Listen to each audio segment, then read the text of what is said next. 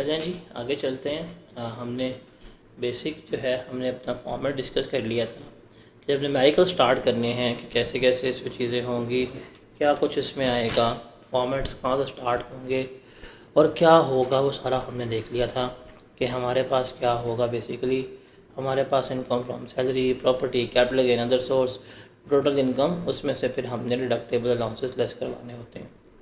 तो आप जब बुक के चैप्टर नंबर 7 पे आएंगे तो वहाँ पे स्टार्टिंग पे ये सारा फॉर्मेट भी डिस्कस्ड है और एक प्रॉपर एक तावीज़ बना होगा। इस तावीज़ को जो है वो आपने क्या करना है, बस याद कर लेने।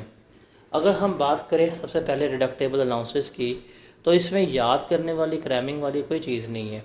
रिमेंबर इस चैप्टर में क्रैमिंग जो है वो है ही नहीं, कोई चीज़ जो है वो आपको रटा मारने वाली ज़रूरत नहीं है। ये सारा चैप्टर जो है वो आपका न्यूमेरिकल बेस्ड चैप्टर है, तो इसको न्यूमेरिकली ही आपने टेकअप करना है। देखें जी, अगर हम बात करें ज़कात की, तो ज़कात जो भी हम पे करेंगे वो हम लेस करवा देंगे, बट जो भी नहीं, वो वाली ज़कात जो सिर्फ ज़कात एंड ज़कात उशर ऑर्डिनेंस के मुताबिक पे हुई है, वो हमें क्या मिलेगी, एज ए डिडक्टेबल अलाउंस के तौर के ऊपर क्लेम हो जाएगी। अगर हम कोई ज़कात वगैरह जो है पे कर रहे हैं, या डिविडेंड में से ज़कात डिडक्ट हो गई है, या प्रॉफिट ऑन डेट पे किया, बैंक ने ज़कात काट ली है, तो रिमेंबर वो ज़कात जो है वो भी क्या होगी, वो हमारी उसमें से लेस हो जाएगी। डिडक्टेबल अलाउंस के तौर के ऊपर हम उसे क्या कर लेंगे, क्लेम कर लेंगे। ये चीज़ आप याद रखनी है। मतलब आपको कंपनी अगर डिविडेंड पे कर रही है, उन्होंने डिविडेंड से ज़कात काट ली है, तो ज़कात को हमने आके यहाँ पे जो डिडक्टेबल अलाउंस होगा उसके तौर पे क्या करना है, क्लेम करना है कि ये मेरा क्या है, डिडक्टेबल अलाउंस जो है उसको हमने यहाँ पर लेके चलना है।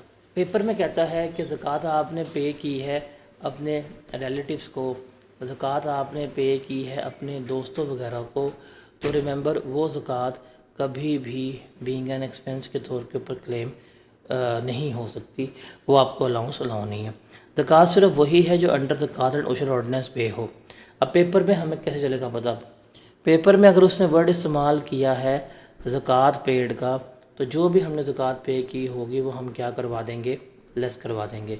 या पेपर में कहता है ज़कात डिडक्टेड बाय अ बैंक, तो बैंक हमेशा ज़कात एंड उशर ऑर्डिनेंस के तहत ही लेस करवाता है, वो भी हम क्या करेंगे, वो भी हम इसमें से लेस करवा रहे होंगे। रिमेंबर अगर ज़कात ज़्यादा है और इनकम कम है, तो ये नहीं होगा कि ज़कात कैरी फॉरवर्ड हो जाए या रिफ़ंड हो जाए। फॉर द ये जितनी ज़कात होगी वो क्लेम हो जाएगी, बाकी सारी जो है वो वेस्ट हो जाएगी। तो ये सारी ज़कात के बारे में है। बस याद रखिएगा ज़कात पे जो रिलेटिव्स या दोस्त वगैरह हो वो आपने क्लेम नहीं कर पानी। उसके बाद है वर्कर वेलफेयर फ़ंड या वर्कर प्रॉफिट पार्टिसिपेटरी फ़ंड। इसमें सिंपल सा आपने याद रखना है कि जो भी कंट्रीब्यूशन होगी, जो भी कंट्रीब्यूशन हम कर रहे हैं इन फंड्स में, वो जो अमाउंट हम कंट्रीब्यूट कर रहे होंगे उस अमाउंट को हम अपने एक्सपेंस के तौर के ऊपर लेस करवा रहे होंगे। बेसिकली ये कंपनीज़ और कंपनीज़ के एम्प्लॉयज़ के लिए होता है, क्योंकि वो सिलेबस के मकसद टैक्सेशन का पार्ट नहीं, इसलिए हमें ये याद करने की ज़रूरत नहीं है। पेपर में अगर गिवन है वर्कर वेलफेयर फ़ंड या वर्कर प्रॉफिट पार्टिसिपेशन फ़ंड, तो हम क्या करवा लेंगे, हम इसको लेस करवा लेंगे। और थर्ड जो हमारे पास डिडक्टेबल अलाउंस है, ये इंपॉर्टेंट है। ये पास्ट पेपर में आज तक एक ही दफ़ा आया है, इसके आने के चांसेस बहुत ज़्यादा हैं। इसकी कंडीशंस याद रखनी है।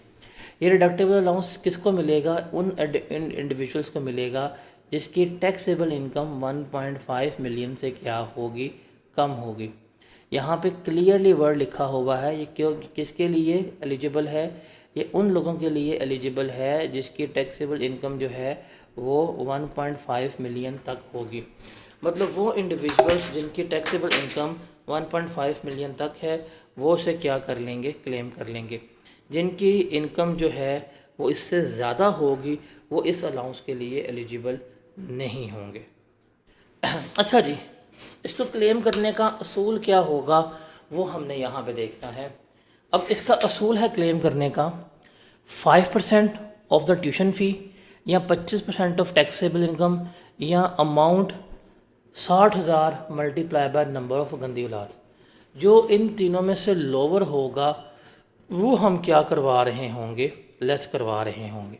क्या करवाएंगे, इन तीनों में से जो लोअर अमाउंट होगी वो लेस करवाएंगे। अब यहाँ पे याद रखिएगा, लिमिट क्या है, ये अलाउंस किन किन लोगों के लिए होगा, लिमिट है उनकी जिसकी टैक्सेबल इनकम कितनी हो, जिसकी टैक्सेबल इनकम जो है वो 1.5 मिलियन तक हो, वो ही क्या कर सकता है, क्लेम कर सकता है। अब for example, just take an example, एक बंदा है, उसकी टोटल इनकम हमने कैलकुलेट की है और उसकी टोटल इनकम आई है 18 लाख रुपया, और वो कहता है जी मैंने डिडक्टेबल अलाउंस क्लेम करना है एजुकेशनल एक्सपेंस का, नहीं कर सकता। हम कहेंगे नहीं कर सकता, लेकिन कहता है भाईजान मैंने ज़कात पे की है, मैंने क्या की है, मैंने 2 लाख रुपए की ज़कात पे की है थ्रू बैंकिंग सिस्टम, अब ज़कात पे की है तो वो लेस हो जाएगी। उसके अलावा कहता है जी मैंने वर्कर वेलफेयर फ़ंड में भी कंट्रीब्यूशन की है और वो मैंने कंट्रीब्यूशन की है 1.5 लाख रुपए की, हम ये भी लेस करवाएंगे, बिकॉज़ यहाँ पे असूल लिखा हुआ है, हमने किस चीज़ को कंपेयर करना है, टैक्सेबल इनकम को। और टैक्सेबल इनकम क्या मतलब होता है कि टोटल इनकम में से अलाउंसेस लेस करवाने हैं।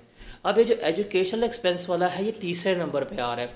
अगर हम एजुकेशनल एक्सपेंस क्लेम करने जा रहे हैं, उससे पहले अगर ज़कात या वेलफेयर वर्कर वेलफेयर फ़ंड था, हम उससे लेस करवाएंगे, जो लेस करवा के अमाउंट आएगी वो हमारी टैक्सेबल इनकम कंसीडर होगी।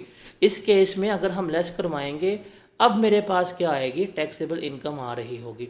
Now his taxable income is less than 1.5 million, so that's why he is eligible for that deductible allowance। फिर जब इसमें रूल लगाएंगे तो रूल क्या होगा, जो उसने ट्यूशन फ़ी पे की होगी उसका हम लेंगे 5% या लेंगे 25% ऑफ टैक्सेबल इनकम। क्या लेंगे, 25% ऑफ टैक्सेबल इनकम। देखिए यहाँ पे उसने वर्ड क्या लिखा हुआ था, 25% ऑफ टैक्सेबल इनकम। इसका हमने क्या लेना है, इसका हमने 25% लेना है। तो टैक्सेबल इनकम वही होगी जो हमने यहाँ पे निकाली होगी कि ये है इसकी टैक्सेबल इनकम, इसका 25% लेंगे और 60,000 मल्टीप्लाई बाय नंबर ऑफ औलाद, जो इन तीनों में से लोअर अमाउंट होगी वो हम यहाँ पे क्या करवा देंगे, बीइंग अ डिडक्टेबल अलाउंस के तौर पे लेस करवाएंगे, और एंड पे मेरे पास क्या आ जाएगी, मेरी टैक्सेबल इनकम जो है वो आ रही होगी। तो इस तरह से हम इसे क्या कर रहे होते हैं, क्लेम कर रहे होते हैं। जो हमने कल बात की थी कि मेरे पास क्या आएगी, सबसे पहले टैक्सेबल इनकम अंडर एनटीआर आएगी, उसमें ज़कात लेस होगा, worker welfare fund, worker profit participation fund और अलाउंस फॉर एजुकेशन एक्सपेंसेस, जिसमें 5% of tuition fees, 25% of taxable income. और टैक्सेबल इनकम कैसे निकालेंगे, अगर डिडक्टेबल अलाउंसेस से पहले ये 3 चीज़ें है थी तो टोटल इनकम में से हम ये 3 चीज़ें लेस करवाएंगे, जो जवाब आएगा उसका 25% लेंगे या 60,000 नंबर ऑफ़ चिल्ड्रन। जो लोअर अमाउंट होगी वो लेस करवाएंगे तो मेरे पास क्या आ जाएगी, टैक्सेबल इनकम अंडर एनटीआर जो है वो आ रही होगी।